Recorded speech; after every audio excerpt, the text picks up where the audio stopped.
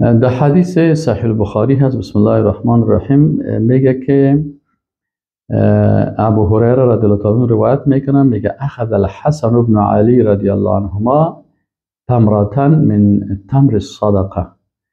میگه یک روز حسن رضی الله عنه تفلک خرد بود، میگه یه موجه یک خرما از خرماهای زکات بود، یه موجه افتاده بود، او را میگه او گرفت و فجعلها فی فیه، میگه بازو گذاشت در دهانش. کی؟ حسن تفلک خرد است و این خرمای صدقه را میگیره و در دهان خود میگذاره. فقال النبی صلی الله علیه و سلم کخن کخن. رسول الله صلی الله علیه و سلم که کیخ کیخ، ما شما در فارسی در پشتوگان وقت میگیم کیخ کیخ و تفلک، یعنی نکنه خود یک چیز خرابه که میخوره برای چنین قسم میگیم لیطرحها، تا که امور چی کنه، طفل و خرما را پس تف کنه پرت.